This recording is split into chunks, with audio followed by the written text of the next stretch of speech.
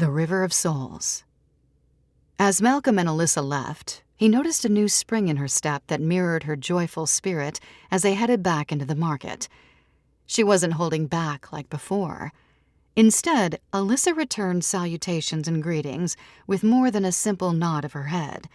She was openly conversing with people, her smile as bright and beautiful as her personality. Alyssa was glowing, and Malcolm noticed how other people's attitudes changed when she talked with them at each stall. They relaxed as if their fear of the dragonkin faded away with every word she spoke. Malcolm became so distracted with his own shopping needs that he didn't notice Deputy Stalwart quickly approaching Alyssa amidst all the excitement. Flanked by two of his subordinates, Dalton stalked his way through the market until he found Alyssa, stepping between her and the local farmer with whom she was chatting as she selected apples to purchase. "There's nothing for you to buy here," Dalton exclaimed, putting his hand up to the farmer, glaring as the intimidated man backed away. "Nobody in this market will sell anything to you."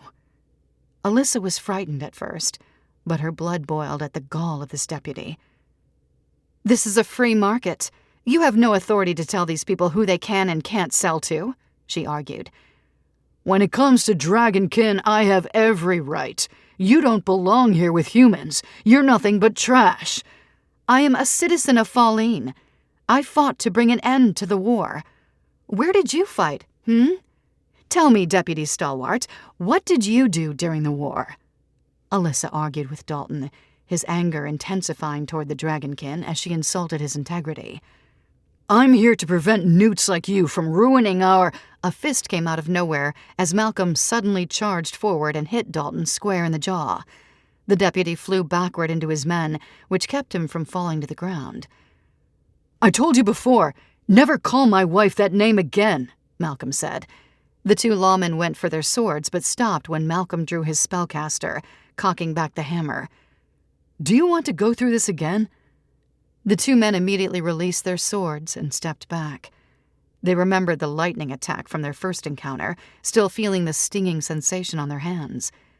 However, Malcolm's aggressive stance didn't faze Dalton, and he immediately drew his sword. "Striking a deputized officer of the Crown. That'll earn you time in a jail cell, Seeker," he said. "I didn't hit an officer of the Crown," Malcolm retorted. "I hit a bully abusing his authority and attacking my wife for no reason." "No reason? She's a dragonkin, and her very existence is reason enough." "The war is over, Deputy Stalwart, and we won thanks to dragonkin like Alyssa and the other oracles of Delphus Kai. They gave up their homeland, their people, family, and friends to help us defeat the Drogon Empire because they knew how evil and corrupt it was. They were victims of the Drogon too because they wouldn't submit to their dark chaos magic, just like us." "We're nothing like them," Dalton interrupted. "Oh yes, we are," Malcolm countered. "You would know that if you ever got to know them. Alyssa's people took the place of our doctors and clerics on the front lines so that people like Dr. Tomlin and his wife Lily could fall back to serve in the hospitals, survive the war, and serve the people of Fairhaven. Without their support, I doubt we would have won. Our fathers, mothers, sons, and daughters would still be fighting and dying through the endless war if it hadn't been for them. The dragonkin that survived are now a part of Falleen. They eat, breathe, live, laugh, and love just like we do," Malcolm concluded as he took Alyssa by the hand. She smiled and kissed his hand, stepping close to him. "So, if you want to continue fighting the war, you go right ahead. But as for my wife and me, the war is over. We're here to live in peace. But make no mistake, I will not let you bully the people of Fairhaven, nor us, into falling in line with your sick, twisted point of view."